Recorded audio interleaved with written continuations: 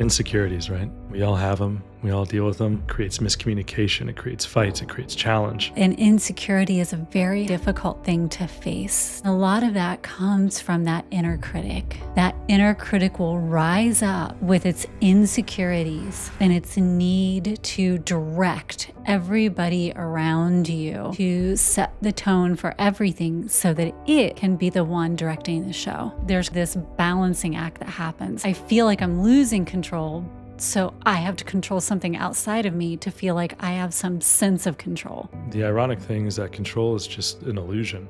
When we operate from that place of insecurity and we hide that, then we're hiding parts of who we are. If instead we just go, I'm not going to let my inner critic control how I interact based on my insecurities, so I don't need to control anything outside of me. That's the power of flipping the script.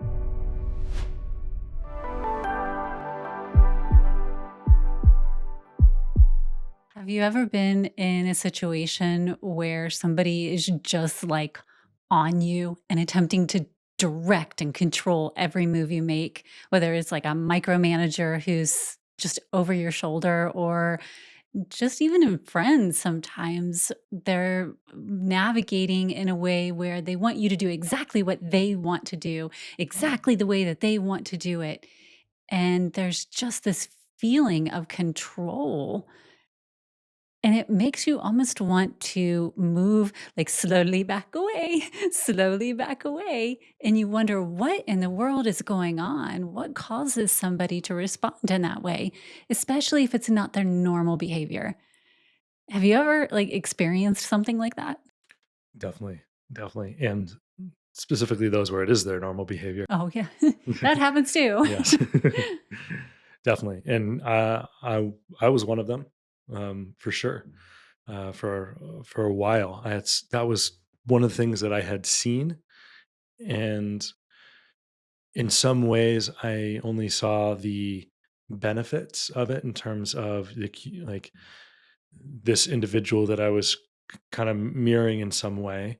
Um, had a large friend group, was very social. Everyone knew this person. And so, in some ways, I thought it was what it meant to be a leader Oh.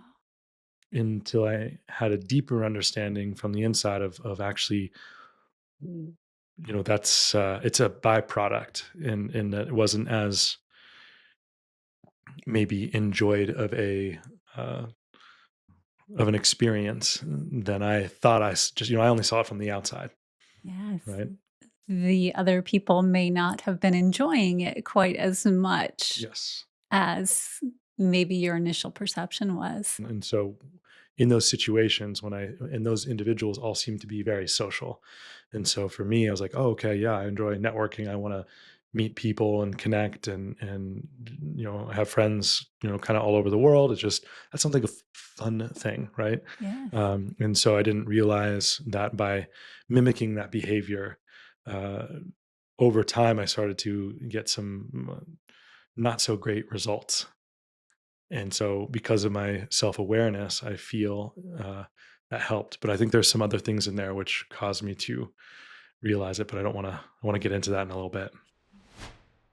Do you ever get tired of that negative voice in your head telling you what you can and cannot do? My name is Amber Mikesell, and I personally got tired of that villainous voice controlling my inner realm. So I wrote this book, Silence Your Inner Critic. It's a comic book type series where you go in and you fight that villainous foe all along an epic quest. You can learn more about this fun filled adventure over at silenceyourinnercritic.com, and you can purchase your copy right there, or you can purchase it wherever you enjoy buying books. So let's dive into that question though. What causes that behavior? And since you were mirroring it Mhm. in many ways, in order to redirect it, there was the need to begin to analyze what creates. Now, it's not the only thing that creates the behavior. Mirroring is part of what can create that behavior, right?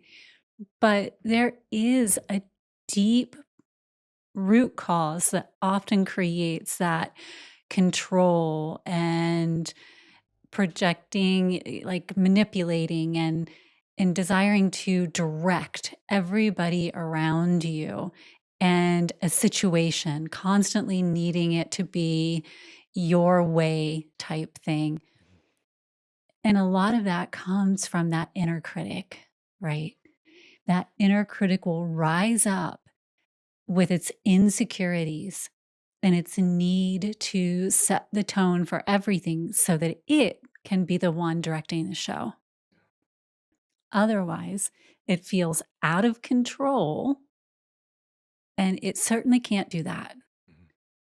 And if your insecurities are going to be in full flow, somebody might see that I don't know something if the situation goes this way.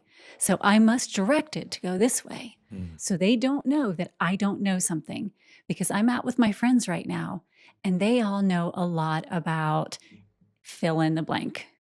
And I don't know about that. So, say if it were me and I'm out with a group of my friends, all my friends know a lot about fashion, and I don't know a lot about fashion. And so I need to direct our connection right now and what we're all going to talk about. So I'm going to control it. I'm going to control the situation. I'm going to control what we do. We are not going to go shopping. Heaven forbid we go shopping because then they're going to want to talk about fashion.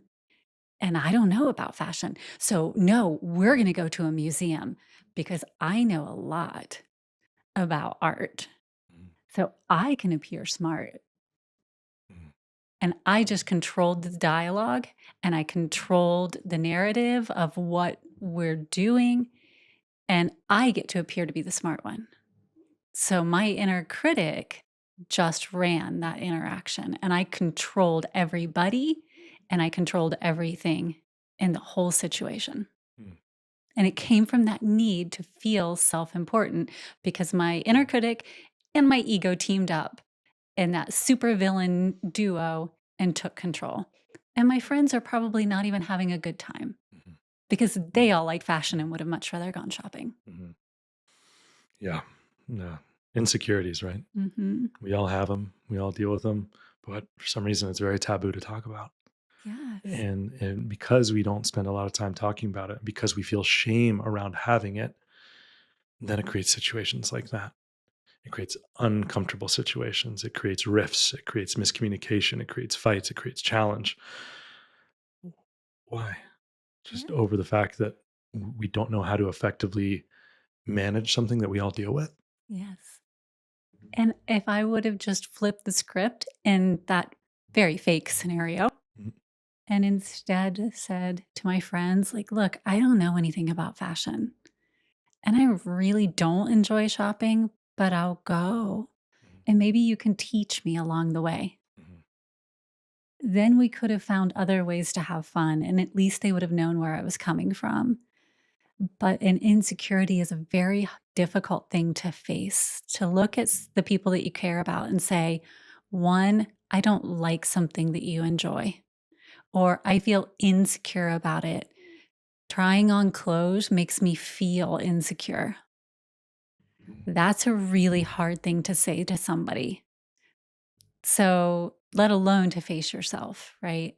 So, to allow that to unfold is a very uncomfortable conversation with one person, let alone a group of people.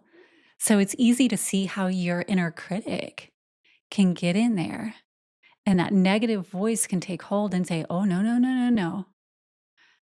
I don't want to say that to a whole group of people. I would much rather just stay home then and let them go have fun. Mhm. I don't want to face it with a whole bunch of people, let alone like internally face it. But what I found through my own experience is if I would just go ahead and go, even if I didn't shop or try on clothes or do any of that, just being around the friends and seeing how much they enjoy it can actually lift you up and make you feel so much better, Mm. right? Yeah. Yeah, definitely.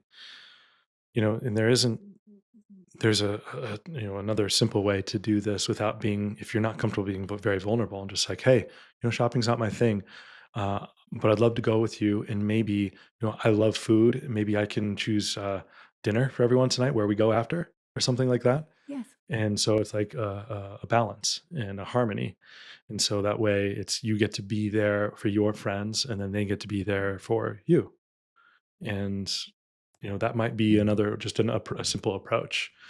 And I've definitely done that with other not necessarily shopping, but in other situations, because I do enjoy good food and good restaurants and all that. And so definitely been out with some friends and done something like maybe a sports, a game or something like that, which, I could take or leave. It's not really my thing, but I do like being with the guys, and when we go do something. And then after, it's like, yeah, hey, I've got this really great spot. I think you're all gonna like. It'll just really just kind of put a little icing on the cake for the evening, and really make the experience awesome.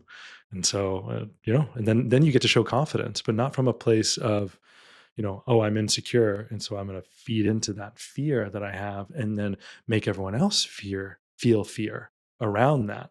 Instead, it's a, as you said, flip the script. Um, Acknowledge, like, hey, that's, games aren't my thing, or fashion isn't my thing, but I've got this great idea for after. Would you guys all be open to that? And then it's just, then it's confidence, and then you can invite them into the confidence. exactly. And it helps people get to know you better. Yeah. When we operate from that place of insecurity and we hide that, then we're hiding parts of who we are. So, for my examples, right, if I don't let my friends know that I don't enjoy shopping, and that part of the reason I don't enjoy shopping is, all these multiple factors, then they don't get to know the multiple layers of who I am underneath. And they may have tools and resources that can help me move through some of my own insecurities, things that I've never thought of. And that's what the support from community can actually do. But if I instead sit and I'm like, oh no, this is too close to my vest, and I don't, now we're not going to share every insecurity we have. And I know that. I don't even share every insecurity I have, but with you maybe, but not with the world. Mhm. But the ones that we're willing to share, that's where that community aspect comes into play. And we kind of parse out, okay, with my friends, my really close friends, I'm willing to share these insecurities. Or when we talk about control, that's what starts to control us.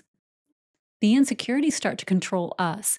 Therefore, we feel the need to control outside of self, so that there's kind of this balancing act that happens. I'm being controlled. I feel like I'm losing control because I'm being controlled. So I have to control something outside of me to feel like I have some sense of control. And it's this weird yo yo thing that goes on. And if instead we just go, look, I'm not going to let insecurities control me. I'm not going to let my inner critic control how I interact based on my insecurities. So I don't need to control anything outside of me as a result. Things get so much easier. So much easier. Right. Yeah. And the ironic thing is that control is just an illusion. We don't actually have control. We can direct things, in terms of ourselves, but anything outside of ourselves, that's just a complete illusion.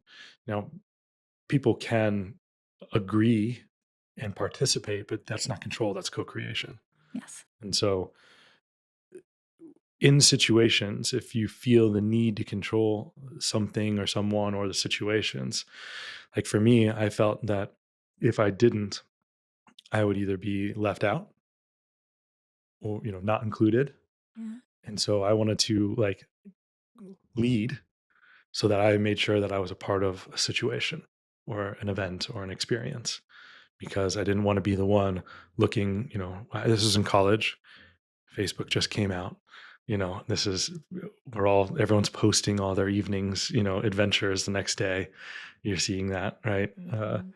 And so, I just didn't want to be the one who was looking at the next day and be like, oh, I wish I was there. Yeah. or like, why wasn't I there? Am I not liked? Am I not cool enough? Am I, what's wrong with me that they're all out and didn't ask me to be there? So I didn't want to put myself into that type of situation. And so I always basically set stuff up for that reason. And it was coming from, I wanted to be with my friends. It was like for me, I like it was a justification around wanting to just be social, right? But it was an unfair projection on others, um, about my insecurity of being left out. Because, well, one, I didn't give them a chance to ask me. Yeah. That's what being a friend is. It goes both ways. Maybe they would have asked me. Maybe they would have wanted to. Maybe they wanted to share something that they're really passionate about or excited about, and maybe they wanted to share that with me. And then, here I am being so focused on it has to be this way, or, this is what is fun. And, I was grateful that a lot of friends, enjoyed it too. But there were some times where there was a little bit of back and forth. And it took me a little bit to realize that it wasn't the situation. It was what I was bringing to the table. And it was my insecurities that were coming forward that were causing the rift. It wasn't because they didn't like me. It was just because they didn't like the actions I was taking, to control a situation and everyone and make sure everyone was having a good time in the way that I wanted people to have a good time. And it's an easier thing for us to connect with and realize when we remember what it's like to be on the other side of that. When we're in the action of doing it, we there's almost this disconnect that happens that we are actually the ones who are doing it. And that's when you know your inner critic has taken over. There's this autopilot thing that just somehow starts to happen where you're the one suddenly who is the very person that makes you wanna go, "Okay, I'm backing up now. Like, I love you, but this isn't fun for me." Mhm. When we take that moment and we realize we don't enjoy when somebody does that to us, we can we can do it for a little bit and we can hold that compassionate space. But if it is a long period of time where somebody is constantly saying, "No, you go here. No, you do this. No, no, this is what we're supposed to do. Okay, now come here. Now, no, this is what we're going to do today." Eventually, you start to kind of back off from spending as much time with that individual because it's not a connection anymore. It is a control. Yeah. When you find that you're the person who's consistently doing that, that's the moment when you may take a pause and go within and say, who's directing me in this moment? Who's controlling me? Am I the one who's mindfully engaging with the people that I care about? Or is my inner critic on the rise and has my inner champion locked in the dungeon? Mm. And I no longer have the direction over how I'm choosing to engage with individuals. Is it that my insecurities are ruling my world? Yeah, that's a really good point. And we see it in movies, like the mean girl or the mean jock guy, Yeah. who's kind of the leader of the group, and everyone's kind of just following what they're doing. Um, and I think we don't really look at that, at the deeper level that it is. I know I struggled with that, again, seeing it as a leadership position. Now, I didn't view myself as mean, and in the movies I saw, I was like, oh, I would never ask someone to do something they don't want to do, not like intentionally. Because in a lot of those movies, it's not great. Sometimes it's like not great stuff, or it's like embarrassing, or not like not great, and that was never my intention, nor do I actively feel like I did that in any way, shape, or form. But it was more it was like I was viewing it more from like, oh, this is a curated experience and it has to go this way, instead of creating an opportunity for all of us to enjoy and co-create together and say, okay, well, what is so and so, like, here are the options. Here's what we can do. You know, you know, now that we're here, like, what all do you want to experience? What would make this so much fun? And so that way it becomes, like a multitude of joy in different ways. Yeah. And that to me is exciting. And that's something I feel like now, much past college and later in life that I've really enjoyed a lot more is just kind of going with the flow a little bit, maybe suggesting some ideas, and being willing to go explore things that are outside of my comfort zone that I know maybe my friend group might really enjoy. Um, and then, maybe at another time suggesting something I might like, and maybe they all desire to be in their comfort, out of their comfort zone to support me. So it becomes a really nice balance. Yeah. I would like to circle back to something that you just said, though, Yeah. which is because I think many of us do it. Hmm. We assume or presume that direction, just being told what to do, is a sign of leadership. Hmm. And is it? Is my question. Yeah. The best leaders I've ever had the honor of serving with and taking direction from rarely told us exactly what to do. And that came from the point that we were all in it together. And yes, there were times when very specific things needed to occur, but it didn't come from a place of, I'm here, you're here, I'm going to tell you what to do. It came from a, we are all at this table. There is a vision that we share, and directionally, this is where we're headed. Therefore, here are the things that need to be completed in order to get to the end point of achieving that direction. How are we as a team going to do that? Then we would all, in the areas where we had our expertise, would come together and say, I will do this part, I will do this part, I will do this part, I will do this part. And as an excellent leader, they would look over that and say, great, then we have a gap here, we have a gap here, we have a gap here, we have a gap here. Given that you have this skill, you have this skill, that you have this skill, you have this skill, then let's connect the dots between those. And you guys take on this part, you guys take on this part. Now we have a cohesive plan for every step that will get us from where we are to where we need to go to achieve this vision we all share. Now let's move together. Now, who's going to keep track of that Mhm. and consistently report to each and every person along the way? Then they led the whole cohesive movement as we went from where we were to where we desired to be, and made certain that it all happened as we were all communicating with one another and nothing got dropped.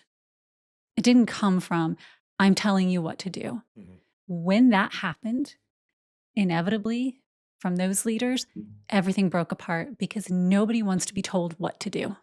Yeah. Nobody wants to be told what to do.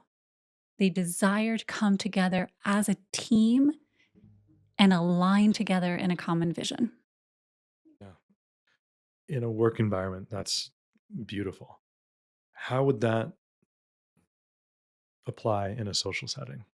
I don't necessarily see it that much differently. Oh, reporting back, and there's certain aspects of the Oh, verbiage that was brought forward that, that seemed very to me. It seemed very business oriented, yes. and so in a social setting where, that is not necessarily the case, how might someone, lead from that standpoint where it's less about reporting back and not dropping the ball and those kind of things and more free flow, but still in what you're saying.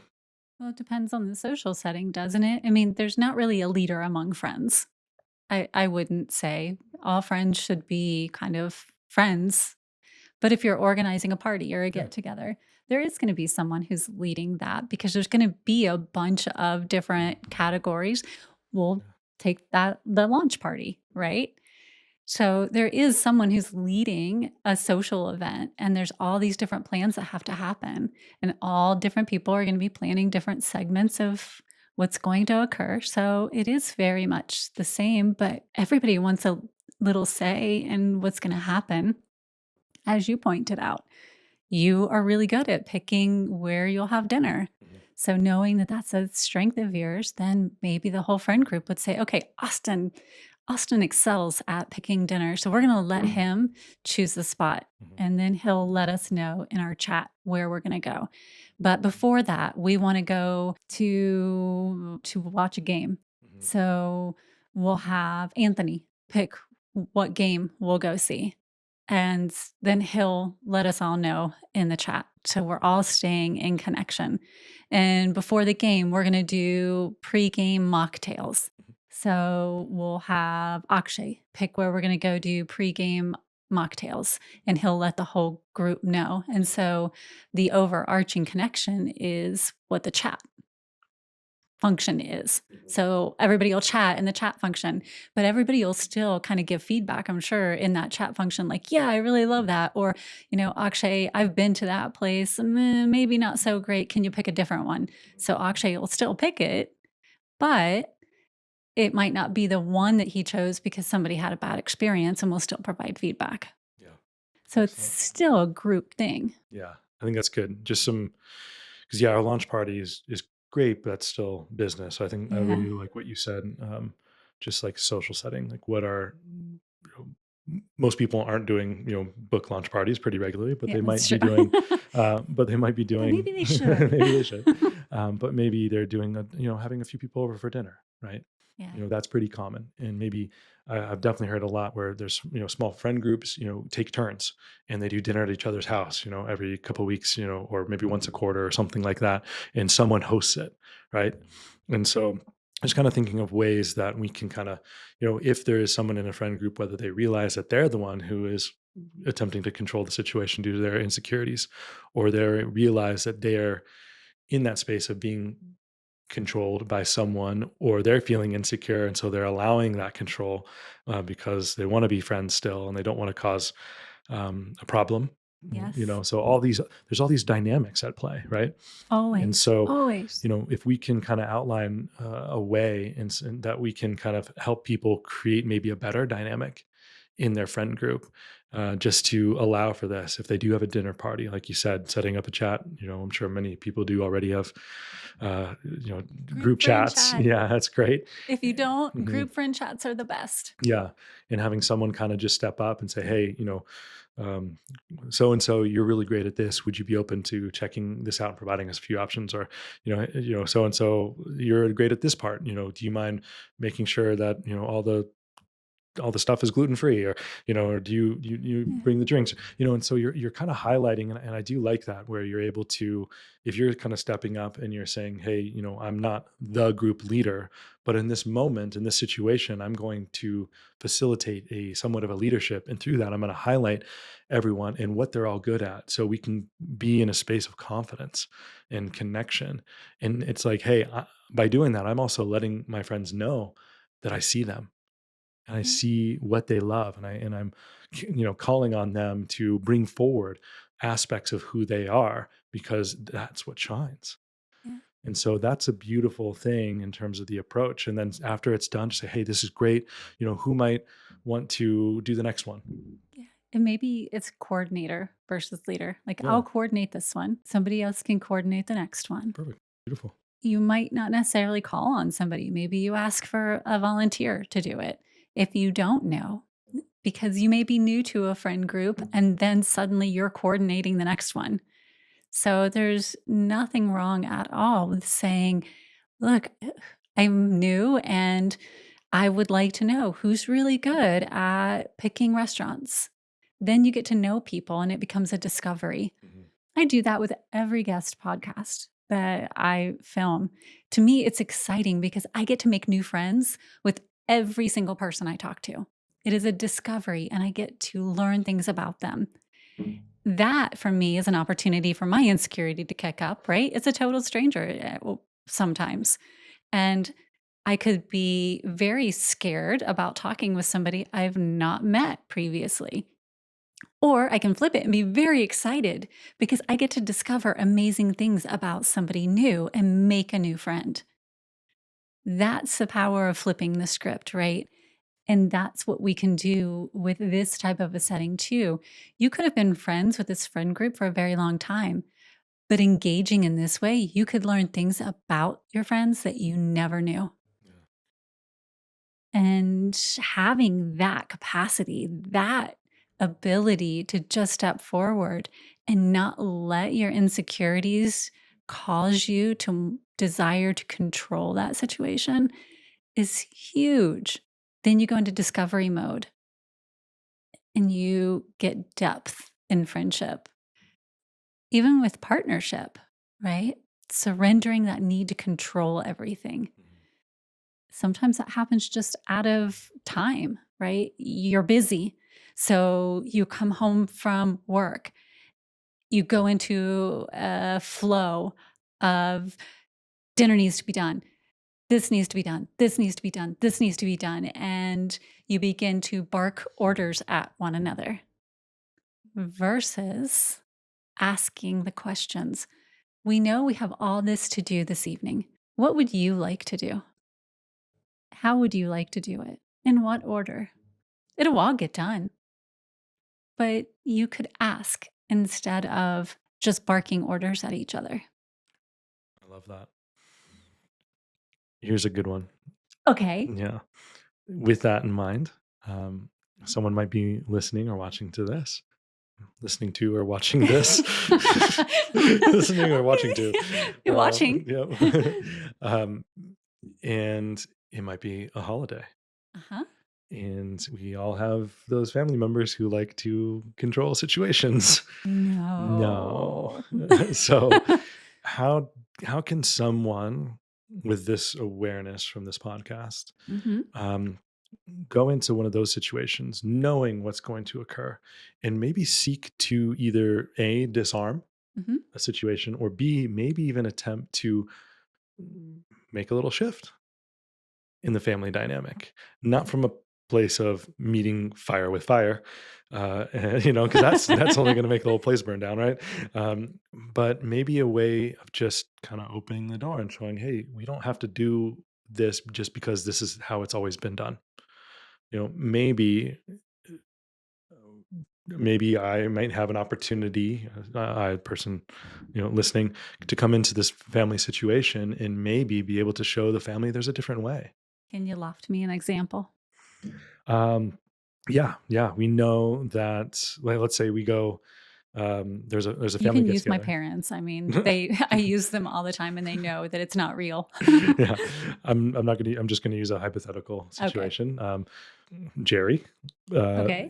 has a family, and he knows that one of these family members that typically hosts, they have a very certain way they like to do things, and so they're all about like, hey, come over, bring stuff, But when you do, it's either not good enough, or if you're like cooking there, they want to come in and like take over the cooking, Ah. or they it's like it no longer becomes it's under the guise of a group family thing, Mhm. but the reality is it's a one-way street. And so the conversation, everything kind of gets pilfered. Is that the right word? Mhm. Yeah. And it becomes less about everyone kind of doing something and supporting each other. It just everything kind of gets taken over because there's a certain way that this, let's call it a couple or even one person within the couple of the family members, likes to have it done a specific way. So how can this person, I said Jerry, right? Jerry. Jerry, Uh-huh. how can Jerry, Fucking um, Jerry. come in and maybe show this family member, because he or she, I don't know, they know that other family members struggle with this as well. And so everyone's there. There's kind of tension. There's, oh gosh, we got to do this again. And I know that if I put effort, it's just no, they're not, it's not going to even be seen or cared about, or it's just going to be taken, or, these kind of things. So it's just where everyone's coming in. It's supposed to be like a happy and connected experience, but it turns out to be very stressful. And then there ends up being fights, or, then family members don't talk for weeks after, or, there's always something like that happens. And this could be really easily directed differently just by maybe approaching a few things. How might Jerry go into the situation using what we're talking about? Very good question. And there were multiple questions within the question. Yes.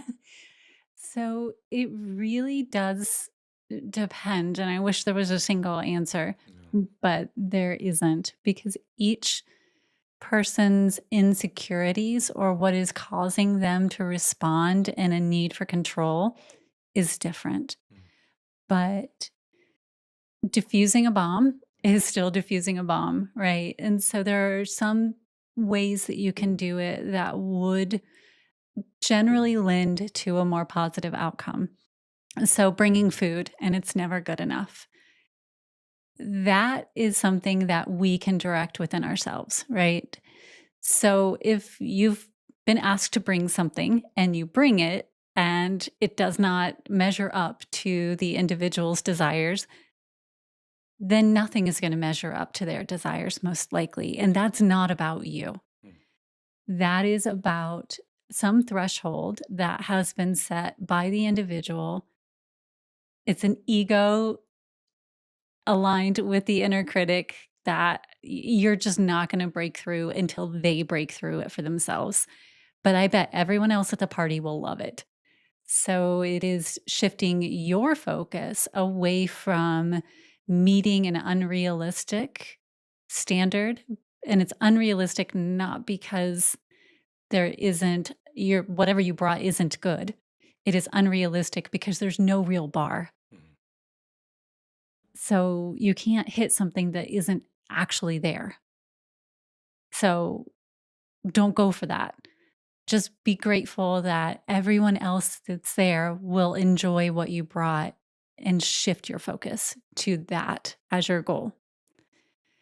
If you're cooking and it's meant to be a family affair and it's again not meeting the standard of what they would do, the easiest thing to do, and I've actually been in some situations such as this in my time, the easiest thing to do is just say, "Thank you for showing me your way. I appreciate the opportunity to learn that. This is how I know to do it, and just so I make sure that I don't do something incorrectly, I would like to flow with the way that I know and I'm comfortable with."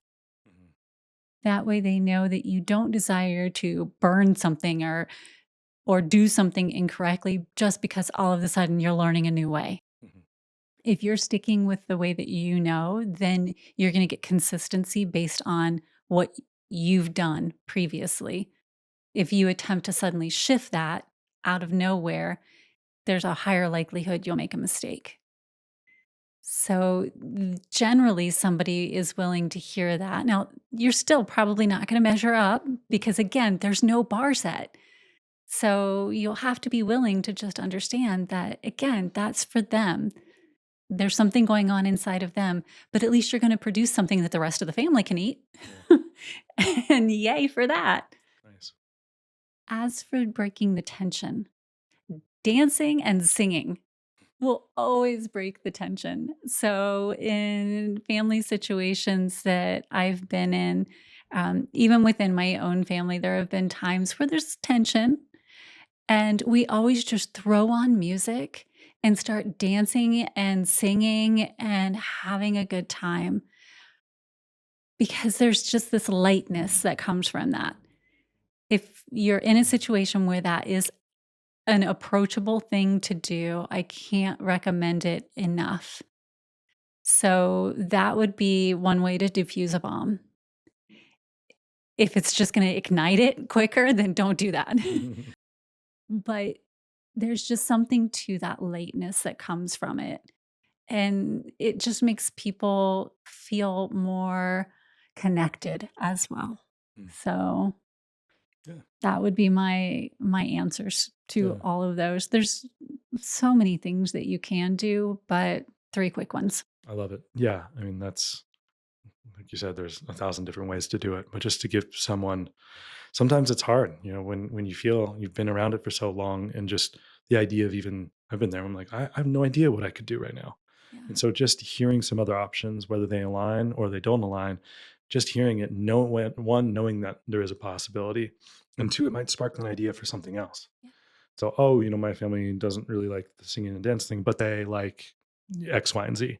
And so now it's like, okay, now I can maybe suggest that and explore. And so I think Pattern interrupt. yes, Just pattern do interrupt. something that's a pattern interrupt. If it's not singing and dancing, Mhm. find something. Yeah. Yeah. I think For me, more patience. I think that's a really big one. Um, Even in those situations, it's so easy to want to just react, Mhm.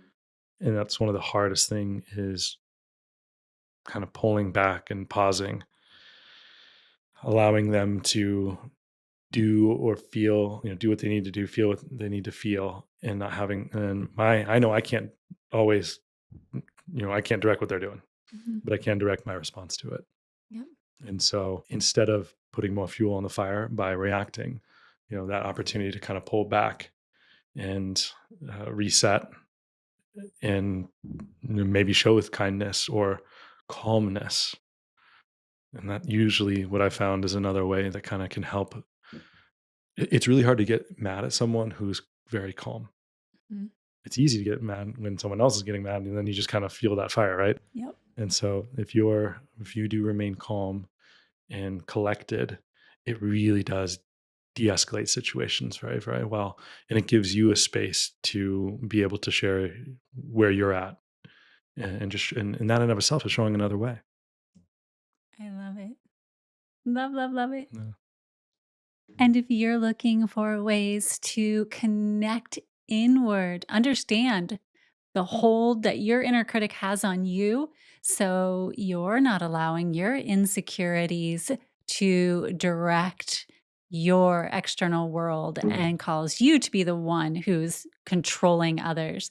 Then you can get your hands on this amazing book, Silence Your Inner Critic. It is now available anywhere that you purchase your books, such as Barnes and Noble. You can also head over to silenceyourinnercritic.com and learn how every purchase of this amazing book that causes you to connect with your inner superhero also causes you to be a superhero for others in our world. Every book you purchase is a donation to help support programs through Suivera, like our Single Mothers Program, programs for children, and so much more. So pop on over and pick up your copy today. And while you're here on the Heart Leader podcast, make sure that you check out all of the other great content we have right here